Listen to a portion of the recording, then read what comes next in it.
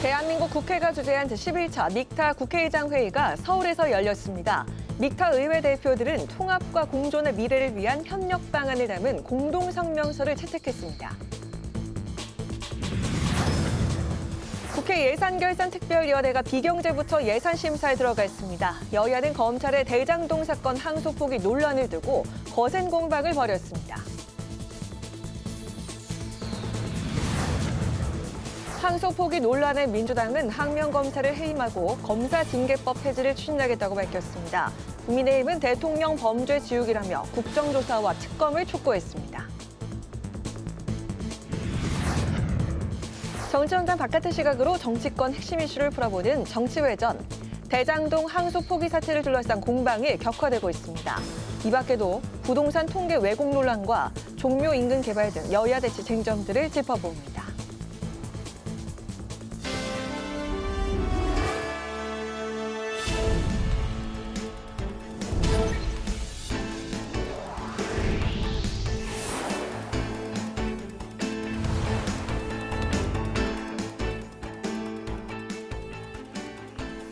여러분 안녕하십니까? 11월 12일 수요일 국회 라이브 6 시작하겠습니다.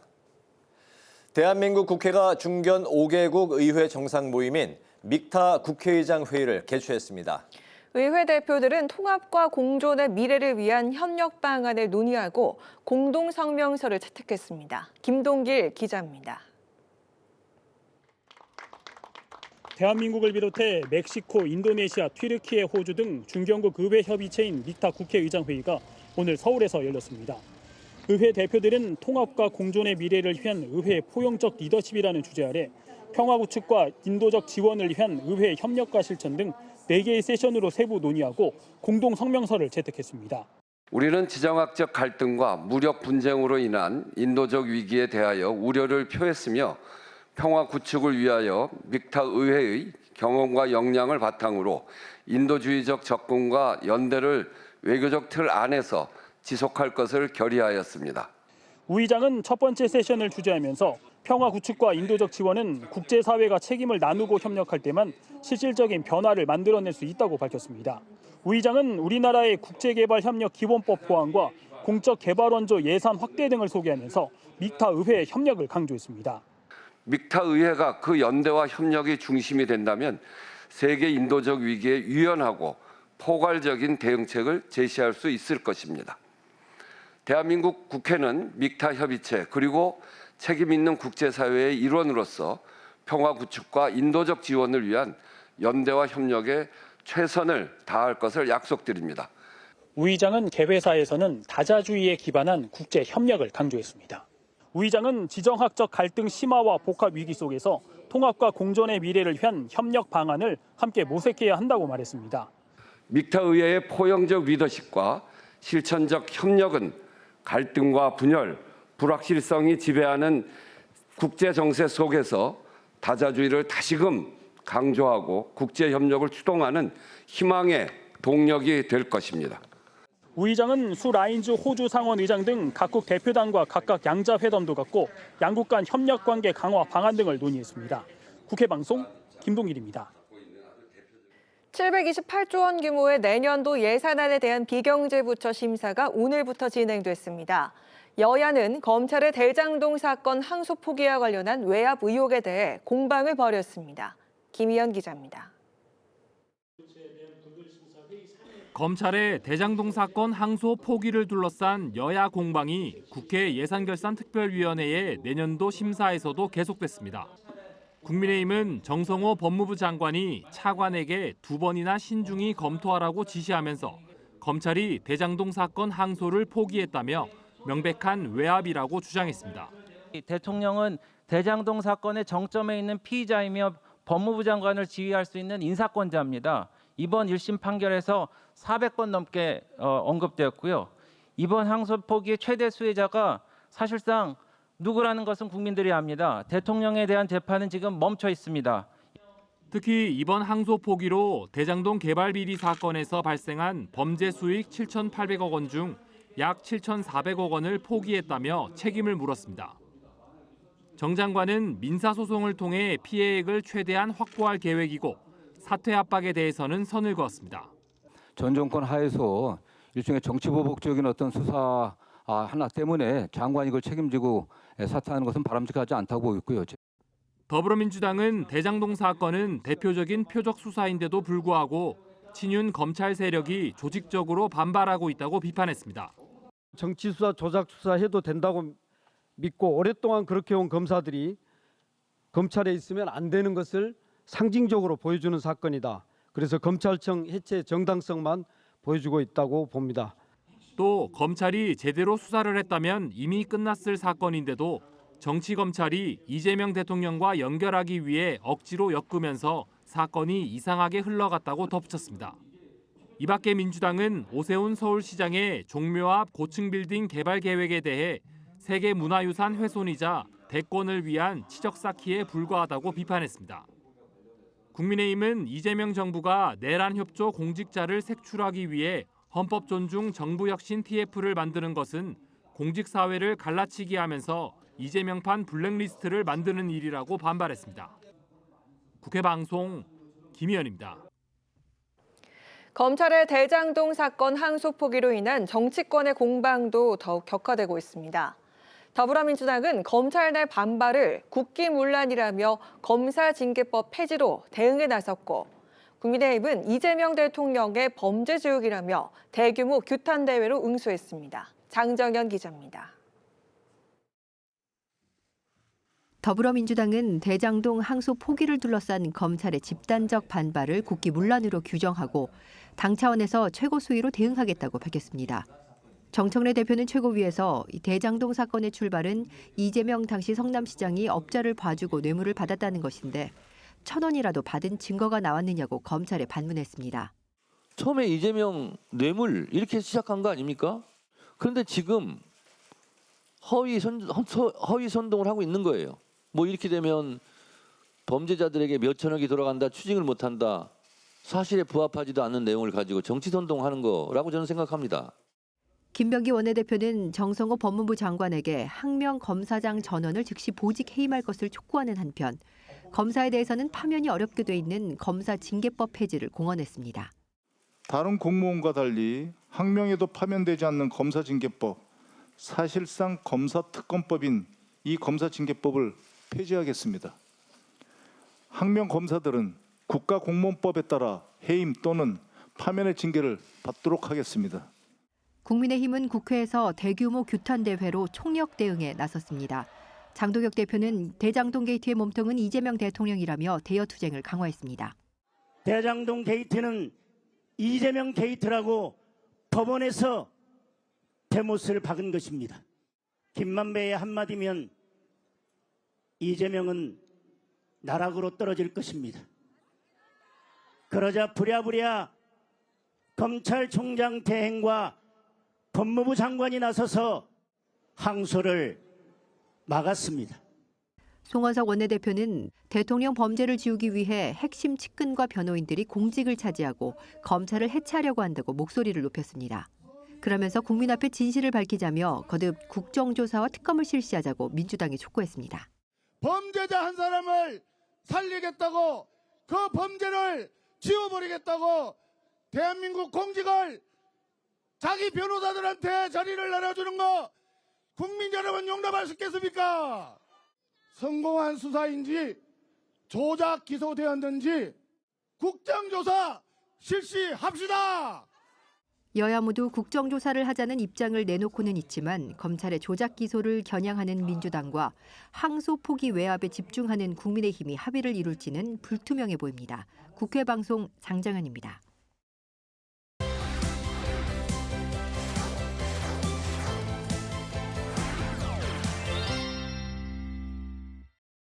이슈픽 서한한 개건 기자와 함께 오늘 열린 믹타 국회의장 회의 이야기부터 나눠보겠습니다. 서한한 기자 안녕하세요. 네, 안녕하십니까? 네, 믹타 국회의장 회의 이거 우리나라가 주도해서 만들었잖아요. 의미부터 짚어주실까요? 네, 먼저 이 믹타는요, 지난 2013년 이 유엔 총회를 계기로 중견 국가들의 협의체로 결성이 됐습니다.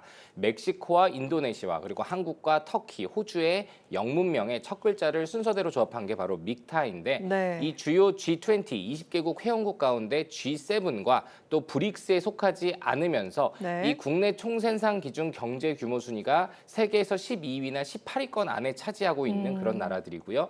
동시에 민주주의와 평화라는 핵심 가치를 공유하는 공감대에서 시작하게 됐습니다.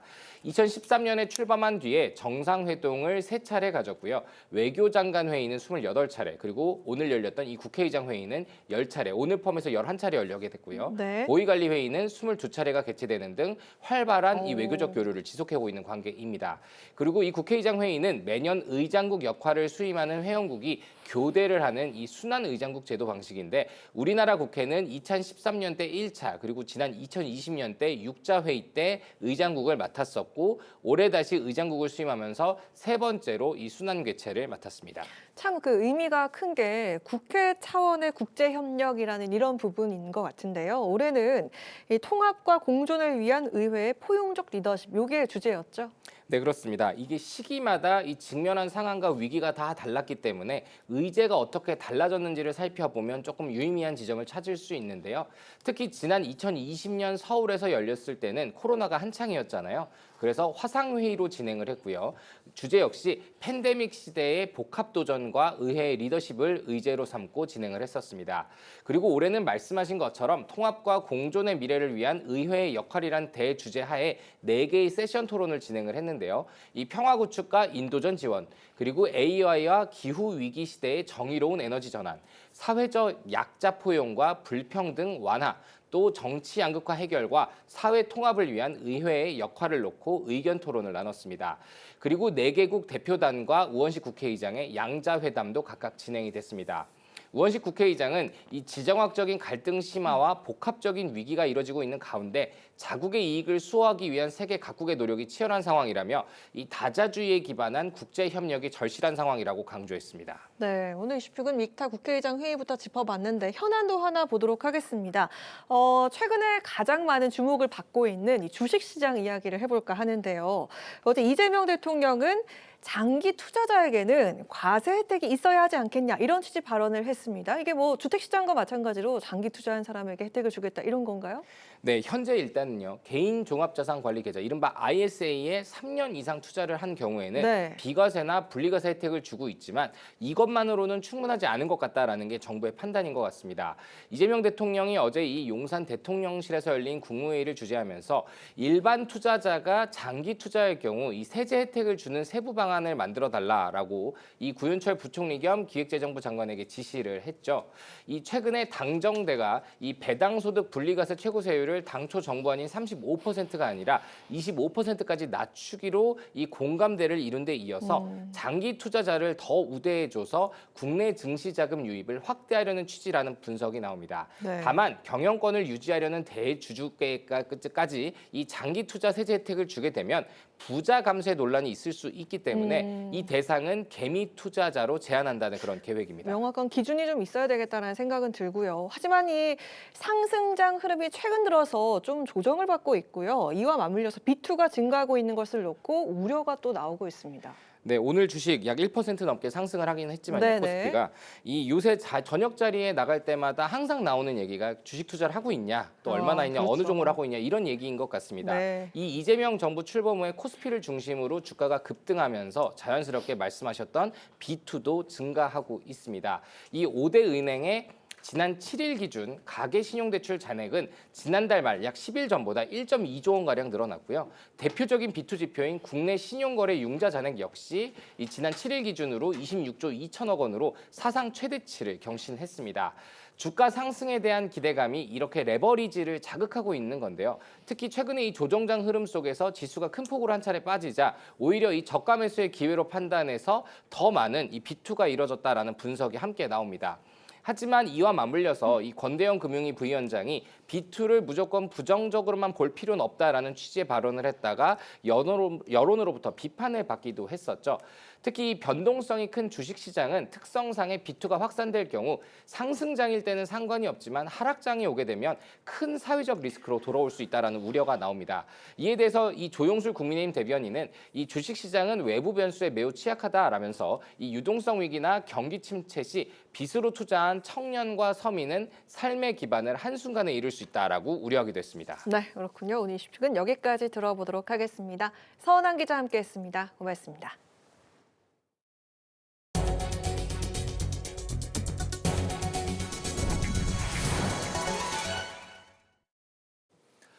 국회 행정안전위원회의 내년도 예산안 심사에서는 지역사랑 상품권의 국비 지원 예산 확대와 산불 지원 예산 등을 점검했습니다.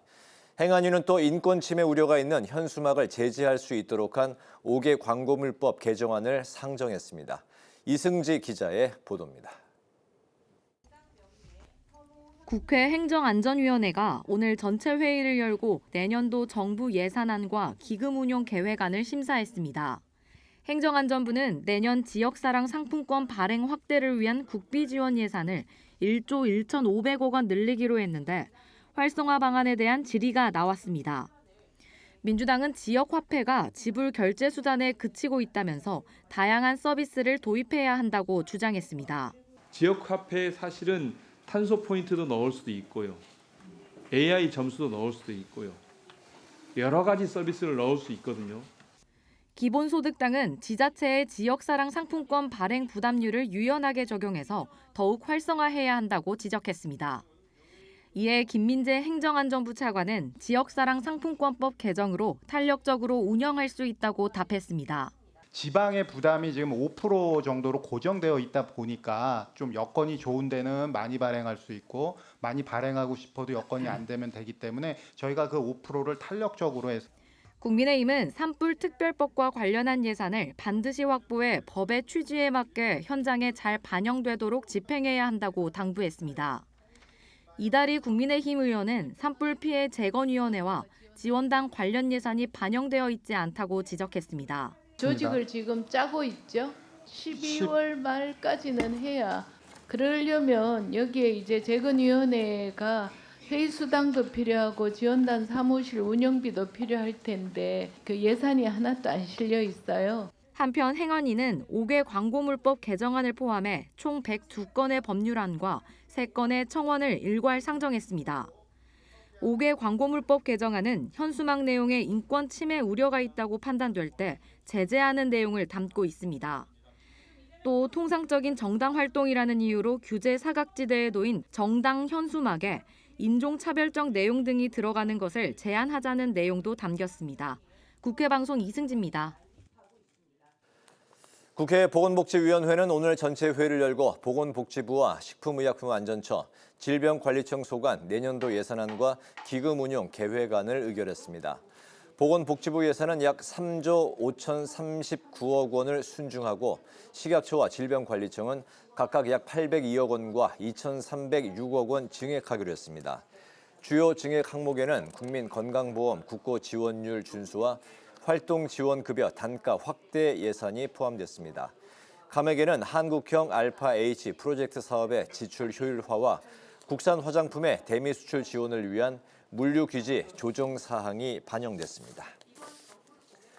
기후에너지노동위원회가 내년도 예산안을 심사하고 노후 발전설비 해체 등에 대해서 대체 토론을 진행했습니다.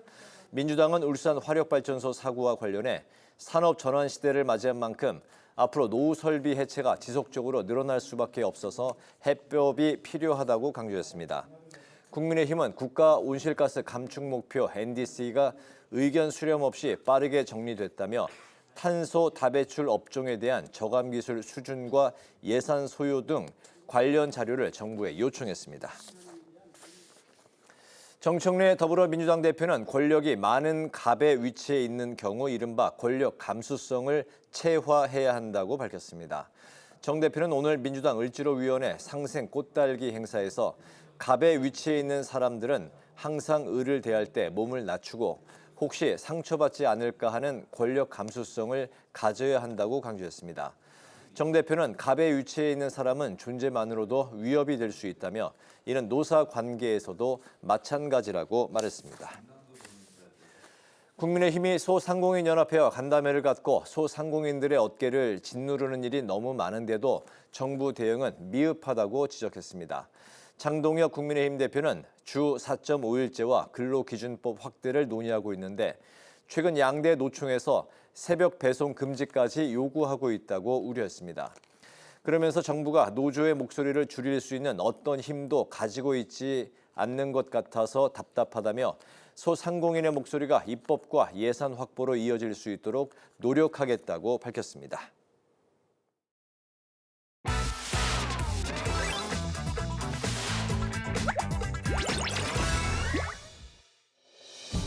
(11월 12일) 강아랑이 전해주는 정치권의 뜨거운 말말말 강아랑의 정치랑입니다. 오늘 첫 번째 주제는 항소 포기 윗선 의혹입니다.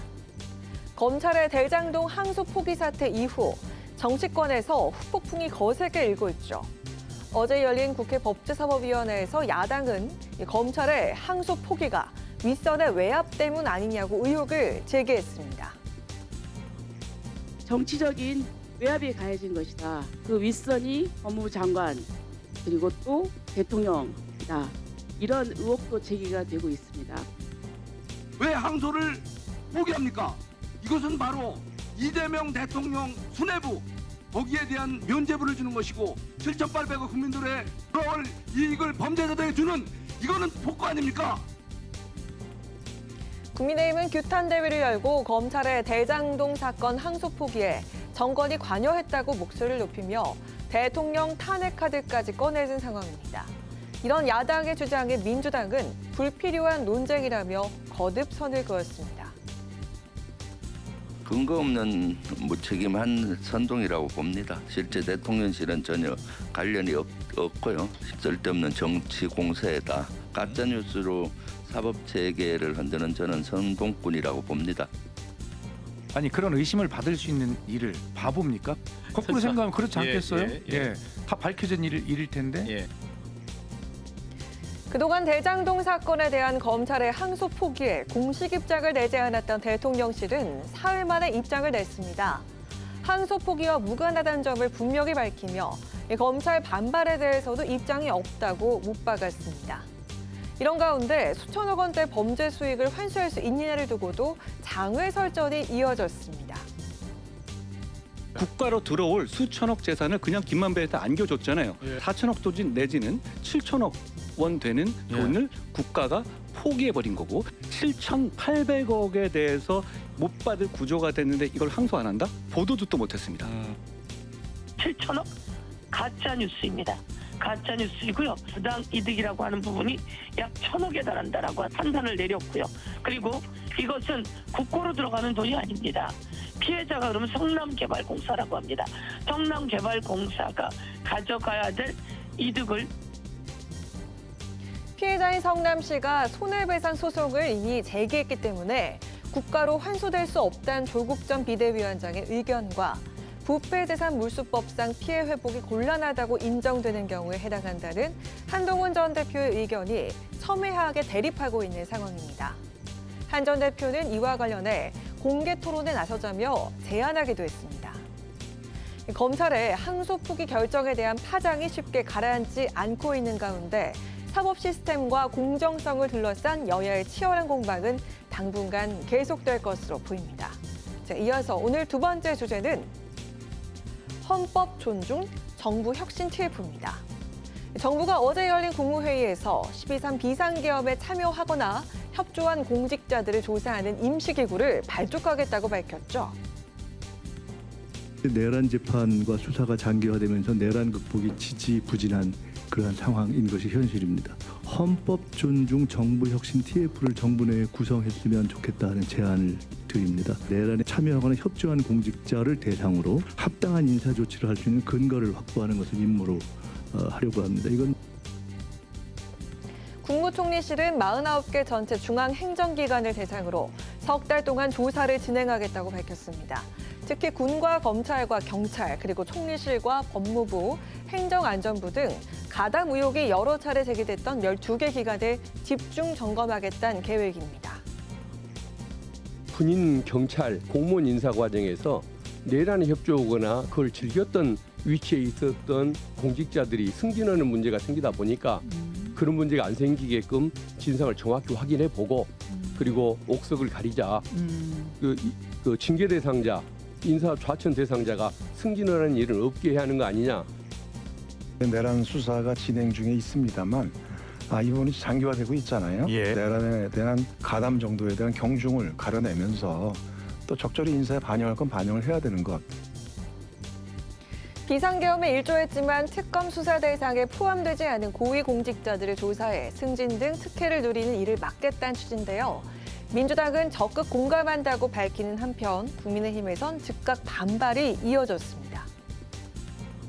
내란 특검 수사가 제대로 안 되니까 공무원들 색출해가지고 그 딱지 붙이기 하자는 것으로 보이는데 공무원들 휴대전화 조사하고 막 그런다는 거 아닙니까? 아주 심각한 사생활 침해고 민주국가에서 있을 수 없는 일을 또다시 민주당 지지층 결집용으로 내란몰이를 하겠다는 것이구나. 행정권을 발동해서 공무원들 줄 세우고 편가르기 하겠다는 심보는 대통령이 절대 해서는 안 되는 일들을.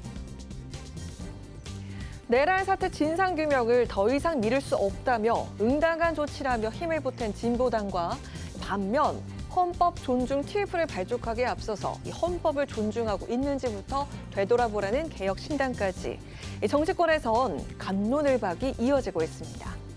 정부는 내년 2월 중순까지 관련자에 대한 인사조치를 마무리하겠다는 방침입니다. TF 활동이 본격화할 경우 이를 둘러싼 정부 여당과 야당의 대립은 더 격화할 것으로 보입니다. 지금까지 강은학의 정치 1학년이었습니다.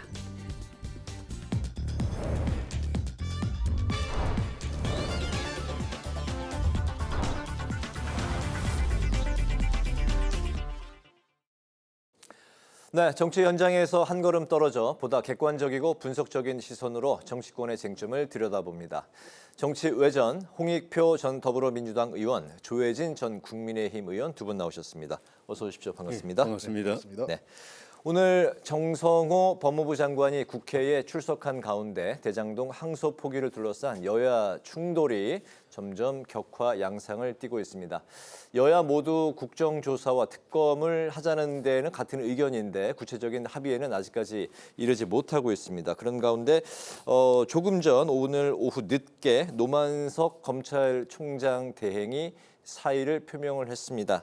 이 항소 포기 닷새 만에 이렇게 이제 사의 표명을 한 상황인데 어쨌든 그 양측이 보는 이번 사태 핵심 본질이 좀 무엇인지 홍익표 민주당 의원부터 전 의원님부터 좀 들어볼까요? 네. 이번 문제는 첫 번째는 정상적인 그 결정 과정을 통해서 그 항소가 중지했느냐 이게 제일 핵심인 것 같습니다.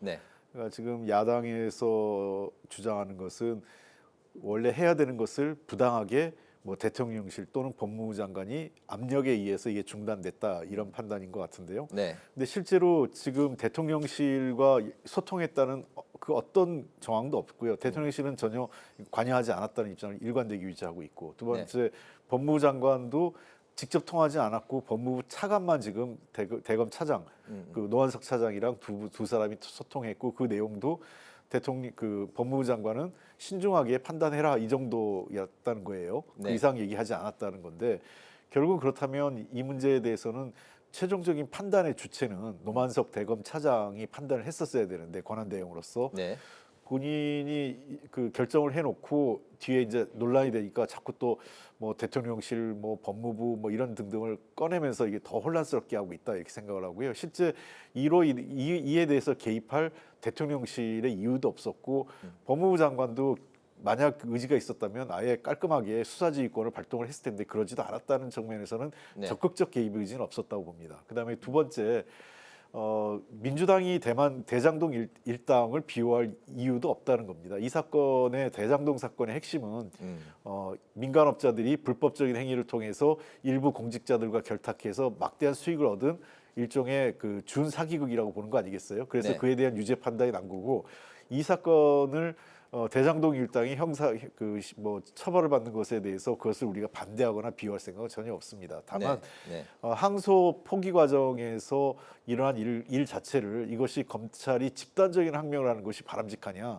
과거에 윤석열 대통령과 관련된 건이라든지 여권 그 당시 국민의힘 관계자, 여권 관계자들 관련돼서 항소 포기한 사례가 여러 차례가 있습니다. 서너 차례 있는데 그때 단 한 번도 내부에서 그런 문제 제기를 한 적이 없었어요. 비근한 예로 심 검찰총장 있을 때 항고 포기한 거 있었지 않습니까? 윤석열 대통령 저 석방과 관련돼서. 근데 그때도 항고를 포기했거든요. 그때도 이런 논란은 없었어요. 그런 측면에서 이것은 다소 검찰 개혁에 대한 그것을 반발의 차원에서 있는 것 아니냐, 그런 의구심을 민주당 내에서는 갖고 있다, 이렇게 보입니다. 국고 회수가 상당히 좀 차질이 있는 거 아니냐, 국민의 정서로 봤을 때 그 부분의 여론이 여기에 많이 쏠리고 있는 것 같습니다. 그 부분에 대해서 일부 여론이 나쁜 건 맞는 거고요. 네. 근데 약간의 오해는 있습니다. 왜냐하면 검찰이 구형한 게 대략 한 7,800억 정도를 구형을 했는데 그중에서 한 480억 정도만 인정을 받았고 나머지 한 7,300억 이상의 돈은 인정을 못 받은 거예요. 그러니까 마치 지금 야권에서 주장하고 있는 내용은 검찰이 기소한 내용이 다 수용된다는 전제인데, 통상적으로 1심에서 수용된, 그러니까 1심에서 인정받은 내용, 인정받은 내용 이상으로 2심에서 인정받는 것이 많지는 않습니다. 물론 뭐 그렇다고 꼭 1심 내용이 유지된다는 의미는 아닌데, 그런 측면에서 마치 7천억 이상을 당연하게 국고에 환수되는 건데 하지 못하게 됐다, 이렇게 얘기하는 건 너무 과한 전제가 깔려 있는 거고요. 정성호 법무부 장관이 얘기한 대로 이것은 손해 주체인 성남도시개발공사가 민사소송을 통해서 다소 뭐 좀 복잡하고 시간과 비용이 좀 걸릴 수는 있겠지만 충분히 회수할 가능성은 열려 있다는 측면에서 이것이 뭐 7천억 이상의 돈을, 만약에 그것이 부당한 돈이라면 언제든지 회수할 수 있는 또 다른 가능성은 열려 있다, 이렇게 보입니다. 네, 국고 회수 문제, 그리고 이제 정성호 장관의 신중히 판단해 달라 이제 언급 포함해서 이번 이 사안에 대해서 좀 어떤 부분이 핵심이다라고 보시는 겁니까?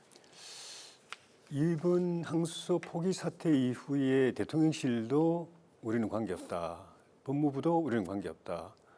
대검이 우리는 항소 포기 안 하려고 그랬다, 항소하려고 그랬다, 우리 잘못 아니다, 다 지금 잘못을 회피하고 내 책임이 아니다라고 이야기하잖아요. 근데 그거는 이게 잘못된 결정이라는 거를 이제 알기 때문인 거죠. 잘한 결정이었으면 그거 우리가 했다고 이야기할 거 아니에요, 다들. 누구나 말은 우리 관계 없다고 하지만은 공통점은 큰 문제다, 큰일 났다, 라고 해서 거기서 우리가 빠져야 된다라고 이제 그렇게 이야기하는 것이고, 결국 이거는 항소 포기하면 안 되고 항소했어야 될 사안이다라는 걸 이제 보여주는 거죠. 그리고 대검도 항소 의견이었고 항소해야 된다라고 위에다 보고를 했는데, 대통령이 그 이전에 무죄 나온 거는 항소하면 안 된다라고 이야기를 했고, 지금 만약에 대검에서 항소해야 된다고 하는 것도 유죄 난 걸 항소하려고 한 건 아니거든요. 뭐 형량은 조금 더 올리려고 할 수 있겠지만 기본적으로는 이번 1심에서 무죄 난 부분에 대해서 이제 항소하려고 했던 건데, 그전에 이재명 대통령이 무죄 난 거 항소하지 말라고 공개적으로 이야기를 해버렸고, 그 다음에 법무장관이 3번이나 신중해라. 만약에 항소에 대해서 반대하지 않았다면은 대검에서 항소해야 되겠습니다라고 보고받았을 때 뭐 그러세요, 뭐 알아서 하세요, 뭐 그렇게 이야기하지 신중하세요 이렇게 말할 리가 없잖아요. 근데 그것도 한 번도 아니고 3번이나 그렇게 이야기를 한 거거든요. 그건 항소하지 말라는 이야기인 거죠. 그 과정에서 또 장관의 이야기를 대신 전달한 차관은 검찰총장 대행한테 항소 말고 항소하지 않고 할 수 있는 걸 몇 가지 이야기를 했는데, 그 결국 다 항소 포기를 전제로 한 거 옵션이었거든요. 차관이 장관을 대신해서 전달한 것도 항소 포기였고, 그렇게 해서 결국은 항소를 안 하게 됐는데, 이례적으로 전에 검찰 역사상 이런 일에 항소를 안 한, 다른 일로 항소를 안 한 경우는 뭐 여러 차례 있었지만은 이런 일로 항소를 안 한 경우는 없었는데, 그게 대통령이 이 사건의 공범으로 지금 다른 데 재판을 받고 있잖아요. 재판이 중지됐지만은 그 사건이 그런 게 아니었으면은 이런 일이 있을 수가 없죠. 당연히 그건 항소해야 되고 항소했을 거고, 장관이 신중해라 마라 이런 말을 할 리도 없는 거고, 그 앞두고 또 대통령이 무죄 난 거 항소하지 말라 이런 말도 할 리도 없는 거고, 대통령이 관계돼서 그런 건데, 여기서 형이 어떻게 나오느냐가 다음 대통령 재판에 바로 공범관계이기 때문에 똑같은 범죄 사실과 법리를 가지고 하는 것이기 때문에 바로 영향을 주게 돼 있고, 더 큰 거는 여기서 만약에 항소해가지고 형이 더 세게 나와가지고 김만배 씨 같은 사람이 나중에 그냥 자포자기해가지고 줄줄 불게 되면은 네. 이게는 배임죄지만은 그동안에 이야기 나왔던 뇌물죄도 문제가 될 수가 있기 때문에 여기서 끝내야 된다라고 생각을 했던 것 같아요. 네네. 그래서 결과적으로 이렇게 돼서 이 부분은 정치적으로도 큰 문제지만은 그 과정에서 불법적인 그 수사지휘권 행사 이런 걸로 해서 법적으로도 지금 문제가 많이 있어가지고 만약에 그 여당 말대로 여당은 이제 조작 기소라고 이야기했는데 진짜 기소가 조작됐다고 하면은 이 형으로 그냥 끝내면 안 되죠. 항소하게 해가지고 무죄를 받으려고 했을 거 아닙니까? 네. 근데 말은 그래 하지만은 이 정도만 해도 다행이다라고 이야기하는 거 생각하는 거죠. 말은 조작 기소라고 하는데 네. 속으로는 그렇게 생각 안 하는 거죠. 민주당도. 그런 알겠습니다. 점에서 이 문제는 국정조사도 하고 특검도 하고 해서 빨리 이 진상을 규명해야 된다고 봅니다. 알겠습니다. 다음 질문도 이제 관련한 꼬리 질문이 될 수가 있겠는데요. 이런 정치 공방이 입법의 충돌로도 번지고 있습니다. 민주당은 검사도 파면할 수 있도록 검사 징계법을 폐지하겠다는 입장이고 반면에 국민의힘은 이재명 대통령 사건의 공소 취소를 차단할 수 있도록 하는 형사소송법을 개정하겠다고 밝혔습니다. 이 법들이 좀 손질이 필요하다고 보시는지 이 질문은 좀 길지 않게 들어볼까요? 예, 뭐 짧게 얘기하겠습니다. 뭐 기본적으로 검사도 공무원이라는 거기 때문에 일반 국가 공무원에 준하는 징계나 파면 규정을 두겠다는 것이 민주당의 입장이고요. 이 네. 이유 중에 하나는 자꾸 이제 기승전 이재명 대통령과 연결시키는데 이 검찰 조직이 그 자신들의 준사법기관이라는 어떤 특수한 임무 때문에 네. 이런 그 신분의 안정을 위한 특수한 지위를 부여했거든요, 권한을. 네. 그런데 이것을 특수한 지위나 권한을 특별한 권한과 지위로 활용했다. 그러니까 무소불위의 권력으로 한 거죠. 그러니까 뭐 어떤 일을 해도 징계받지도 않고 파면당하지도 않고 하면서 자신들의 잘못과 오류를 그냥 그대로 인정하지도 않고 바로잡지도 않는 일이 반복되었다고 생각을 합니다. 그래서 저는 이 문제는 이재명 대통령과 관계 있는 게 아니라 소위 그동안 검찰이 해왔던 스스로 자신들이 그 자신들의 이 일을 초래한 그러니까 자승자박이라고 생각합니다. 네네. 검사들의 자승자박. 이재명 대통령과는 무관한 사안이다. 네. 민주당에서 하고 있는 검사징계법을 하려면은 민주당이 먼저 해야 될 일이 있습니다. 검사징계법을 하는 이유를 민주당이 뭐라고 설명했냐면은 위의 지시에 대해서 항명했기 때문에 검사들이 항명하기 때문에 그거를 이제 처벌하기 위해서 파면하기 위해서 네. 검사징계법을 한다고 그랬는데 그동안에 민주당이 해온 행태하고 완전히 반대예요. 그렇게 하려면은 그 전에 그 국방부 위에 국방장관의 지시에 항명한 박정훈 대령 네. 그 파면해야죠. 근데 이번에 오히려 영웅 만들어 가지고 훈장 줬잖아요. 이재명 대통령이. 잘못된 결정이었음에도 불구하고 잘못된 그다음에 지금 계엄 사태와 관련해 가지고도 계엄 사태에 대해서 항명 안 했다고 왜 대들고 항명하고 했어야지 왜 그냥 안 있었냐 하면서 지금 줄줄이 그 계엄 그 내란 동조자라고 해가지고 좀 처벌하려고 하고 있잖아요. 예, 그 사안은 이제 마지막에 이제 또 다루겠습니다. 바뀌어야 되고 그렇게 해놓고 나서 이렇게 해야 만든 것이고 네. 형사소송법 개정은 지금 이번에 항소 포기한 것이 2심의 항소 포기잖아요. 2심의 공소를 지금 포기한 거거든요. 네. 1심에 적용하면 1심의 공소 취소예요, 이게. 지금 이재명 대통령이 다른 사건으로 1심 진행되다가 지금 중단돼 있잖아요. 네. 나중에 만약에 2심의 항소 공소를 갖다가 취소한 게 네. 이번에 취소한 게 대충 넘어간다. 그러면 이래도 되네 하고 1심 공소 취소로 바로 들어갈 거예요. 그걸 막기 위해서는 공소 취소의 그 제한을 두는 형사소송법 개정이 네. 필요하다고 생각합니다. 그렇게 보시는군요. 알겠습니다.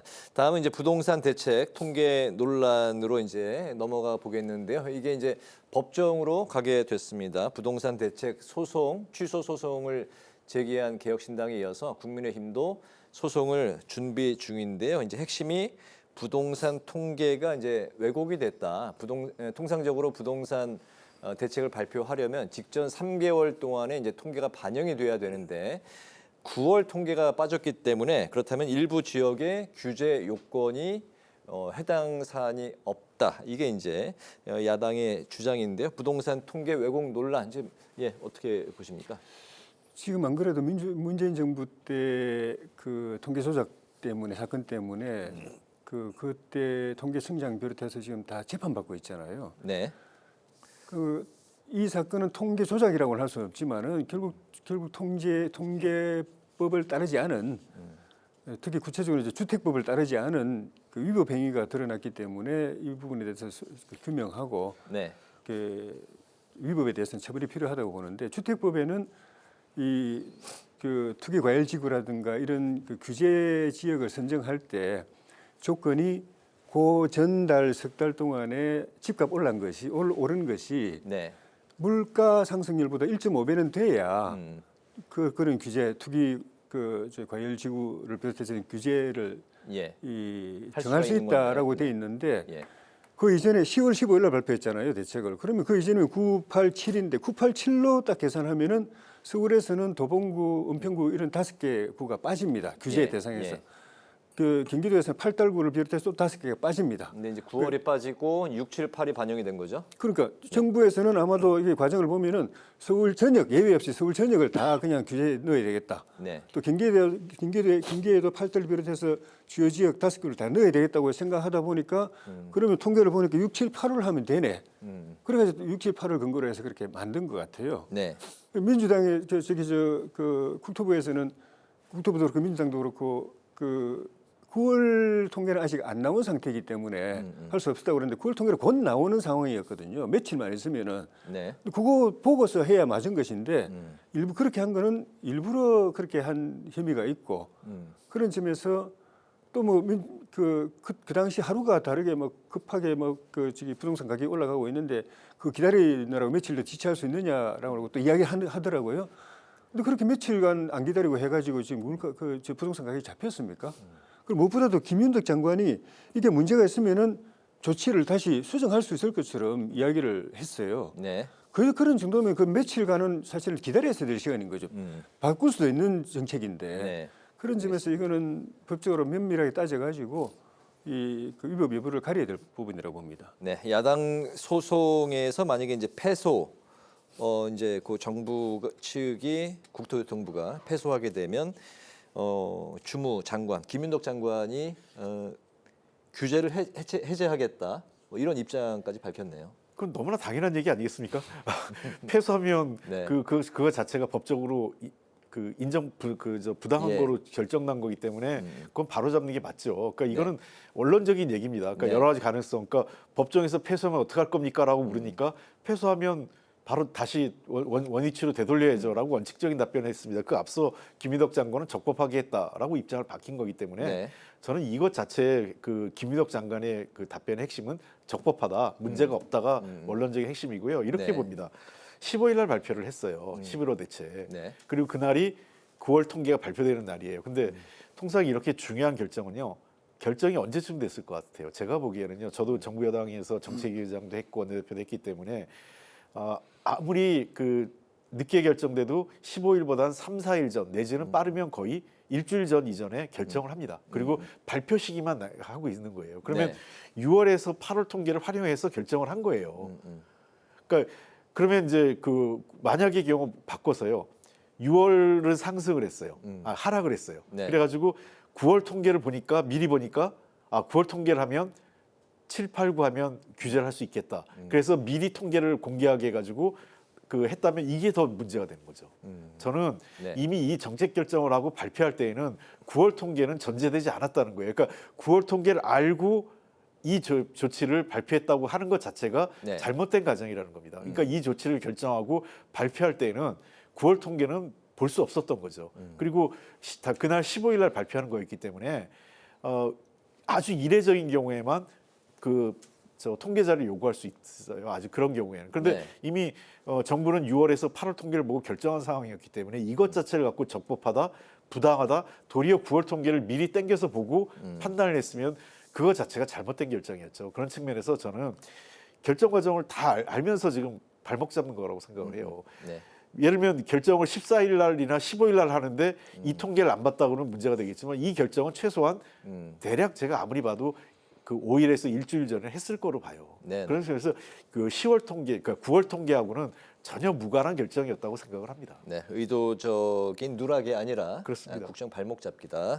예. 아무튼 두 분의 엇갈린 의견을 이제 들어봤는데 이처럼 이제 부동산 문제가 이제 대응이 중요한 이유가 정치권에 특히 이제 선거에 굉장히 첨예하게 반영이 되기 때문에 특히 이제 내년에 6월에 또 지방선거 직전에 이런 이슈가 있기 때문인데요. 민주당의 지역위원장 워크숍에 이어서 오늘은 국민의힘 광역단체장들이 또 한 자리에 모였습니다. 많은 그 관심을 받고 있는 당사자가 역시 이제 현직 시장 오세훈 서울시장인데 벌써 서울시장에 좀 여러 가지 여러 하마평의 인물들이 등장을 하면서 선거가 이미 시작된 거 아니냐 그런 이야기들도 나오고 있는 상황입니다. 가끔 또 언론에도 등장을 하시는 홍 의원님 말씀부터 좀 들어볼까요? 뭐 지방선거하고 무관하다고 할 수는 없겠죠. 왜냐하면 특히 이 부동산 문제는 서울과 경기도 일부 지역이 주 대상 아니겠습니까? 이게 전국적인 현상이 아니라 사실상 수도권 일부 지역의 이 현상이기 때문에 당연히 민주당 입장에서는 이 부동산 정책을 통해서 집값을 안정하고 서민들이 어떤 그 주택을 구입하거나 또는 임대차 시장이 안정돼야만 정부 여당으로서는 훨씬 더 선거를 치르기 유리합니다. 집값이 폭등하는 과정에서는 그거는 뭐 여야를 관계없이 굉장히 어려운 거죠. 다만 정부 입장에서는 상당히 어려운 게 지금 금리가 너무 낮고 그리고 현재 지금 시장에 풀려 있는 현금 유동성, 소위 화폐량이 너무 많은 상태예요. 그러니까 그런 측면에서 집값 상승의 요인이 너무 많이 쌓여 있는 거죠. 그렇다고 지금 정부가 금리를 인상할 수 없지 않습니까? 여러 경제 상황상 그런 측면에서 이번에 11호 그 부동산 대책은 일종의 거래를 일단 정지시켜서 일종 그 주식 시장으로 얘기하면 서킷 브레이크 같은 조치라고 생각을 해요. 이후에 정부가 부동산 공급을 포함해서 시장을 안정화하는 정책을 12월 그러니까 연말 이내에 연내에 발표하겠다고 했기 때문에 그러한 정책을 보면서 정부의 부동산 정책에 대한 총체적인 평가는 그때 해도 된다 이렇게 생각을 합니다. 네, 내년 지방선거 이제 한 7개월 정도 안 남은 것 같습니다. 현 시점에서는 가장 역시 관전 포인트가 서울시인가요? 그렇죠. 서울시장 현재 양상은 좀 어떻습니까? 일단 우리는 수성을 해야 되는 입장이고 말씀하신 것처럼 서울시장 선거 결과가 전국 선거 자체에도 영향을 주지만은 결과에 대한 평가에 있어서도 어느 쪽이 더 국민의 신뢰를 많이 받았느냐, 지지를 많이 받았느냐, 어느 쪽이 이기고 졌느냐 평가는 이제 가장 1차적인 기준이 되기 때문에 여야가 당력을 쏟을 텐데 민주당이 조기에 서울시 선거를 사실상 발동을 걸고 오세훈 시장에 대한 공시에 나선 거는 오 시장이 지금 사선을 했거든요. 서울시에서 사실은 서울시는 중도층도 많고 캐스팅 보트들이 많은 지역이어서 3선하기도 사실 그렇게 만만치 않은 데인데 4선까지 했고 지금 5선 도전하고 있으니까 우리가 야당이라서 좀 불리한 상황이긴 하지만은 오 시장 개인으로 보면은 또 그만큼 시민들로부터 16년을 선택을 받고 또 다시 선택을 받는 입장이라는 건 기반이 만만치 않다는 걸 보여주는 것이고 그래서 민주당이 이번에 조기에 국정감사 때부터 특정 정인을 불러가지고 오 시장을 공격하게 하고 또 오 시장 정책들을 지금 대법원으로부터 합법 확인을 판결을 받은 세운 4구역 재개발 문제까지도 총리가 직접 나서가지고 장관까지 나서가지고 대법원에서 서울시 판단이 옳다고 그렇게 해줬는데도 불구하고 절대 못하게 하겠다. 판결도 무시하고 절대 못하게 하겠다고까지 나설 정도로 오 시장의 경쟁력이 그렇게 간단치 않다고 보는 것 같아요. 그래서 이제 아직 전초지만은 당장 세운 4구역 재개발 문제가 핫 이슈로 떠오를 만큼 오 시장이 그게 정말 어느 게 더 개발과 보전에 더 합당한 조화로운 그런 정책인지 시민들 앞에서 공개적으로 토론하자고 해서 좀 여야가 같이 토론이 좀 있었으면 좋겠어요. 알겠습니다. 두 분 다 내년 지방선거 지금 사실상 출사표를 던진 상황인데요. 예, 한 7개월 정도 남았습니다. 마지막 질문도 역시 좀 짧게 두 분의 답변 좀 들어봤으면 좋겠습니다. 정부의 헌법 존중, 정부혁신 TF에 관한 내용인데요. 국무총리실 주도로 작년에 12.3 비상계엄에 합참, 검찰, 경찰 등 49개 기관의 내란 가담자를 조사해서 인사 조치하겠다는 게 그 핵심 계획입니다. 이 부분에 대해서 좀 짧게 들어볼까요? 시작은 문재인 정부 때 적폐청산하고 똑같거나 아니면 곱하기 2배, 이 내란 청산이라는 것이 곱하기 2배라고 생각이 듭니다. 그때도 적폐 수사와 재판이 진행 중이었고 결론이 안 났는데 정권 차원에서 먼저 딱 그냥 결론 내리고 그런 청산 작업에 들어가고 지금도 내란 수사 재판 진행 중인데 아직 내란인지 여부 결정이 안 났는데도 불구하고 내란이다라고 단정 짓고 공직사회를 이제 뒤흔들기 시작하는데 결론은 그때 문재인 정부 때 그것 때문에 결국 내로남불이 됐고 그리고 정권 5년만 내줬잖아요. 원래 한 20년, 50년 장기 집권한다고 했는데 5년 결국 하고 그냥 뺏겼어요. 국민들로부터 심판받았지 않습니까? 왜냐하면은 갑자기 멀쩡하게 일 잘하고 있던 사람들 그전에 아무 문제가 없고 법적으로도 잘못이 아니었는데 정상적으로 했던 일들을 갖다가 그냥 편가르기 해가지고 쫓아내고 코드 인사하기 위해서 적폐청산해가지고 기준을 높여가지고 잘못한 거 없는 사람들도 잘못을 이렇게 뒤집어 씌워가지고 다 처리했단 말입니다. 근데 국민들이 볼 때는 그 기준에서 보면은 민주당 사람들도 잘못이 많은데 근데 민주당 사람들은 다 빠져나갔어요. 적폐청산이라고 그랬지만은 원칙을 세워놓고 실제는 그 적용하는 거는 저쪽 편은 적폐, 이쪽 편은 무죄 이렇게 된 거고 그것이 국민들에게 내로남불로 전형으로 보였고 그게 민심에 그걸 반전을 가져와 가지고 심판받았지 않습니까? 근데 그걸 교훈으로 못 삼고 지금 이재명 정부는 더 세게 하려고 하는 것 같아요. 그럼 결과도 더 세게 나올 겁니다. 알겠습니다.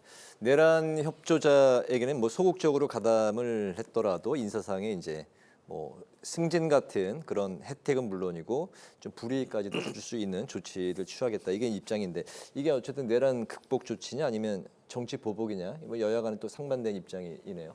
이게 뭐 고위공직자를 대상으로 한 것이 아니기 때문에 정치 보복이라고 볼 수는 없겠습니다. 공무원 본연의 임무에 얼마큼 충실했느냐라는 거죠.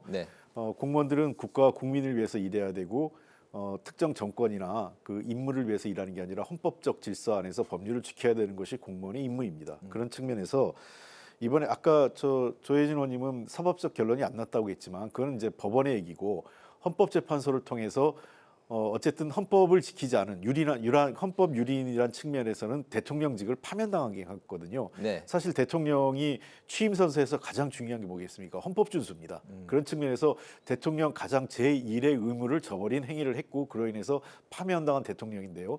그 행위에 가담했던 사람들은 법적인 책임자에 대해서는 이미 법적인 책임을 지고 있습니다. 조사를 받고 있고. 그러나 그 정도까지는 아니지만 상당 정도 관련돼서 움직인 사람들도 있어요. 그런 사람들이 정부가 바뀌었다고 해서 승승장구하고 계속 그 고위직에 유지한다는 것은 그게 정의롭다고 생각하지 않습니다. 아마 공직사회에서 당연히 그럴 거예요. 어떻게 저 사람은 지난 정권의 내란 행위에 적극적으로 부역했는데 또 현 정권에서 승승장구하느냐, 그럼 공정하지 않다고 판단할 것 같습니다. 그런 측면에서 저는 이 문제가 공직사회 전체를 흔들 정도로 확대되는 건 원치 않지만은 정부 차원에서 이 TF를 구성했으니까요, 보다 신속하고 정확하게 조사하고 그에 합당한 조치가 이루어지면 좋겠다 이런 생각입니다. 알겠습니다. 오늘 정치외전 여기까지 듣도록 하겠습니다. 지금까지 홍익표 전 더불어민주당 의원, 조혜진 전 국민의힘 의원 두 분과 함께했습니다. 오늘 말씀 잘 들었습니다. 감사합니다. 고맙습니다. 오늘 국회 라이브 6도 여기서 마치겠습니다. 시청해 주신 여러분 고맙습니다.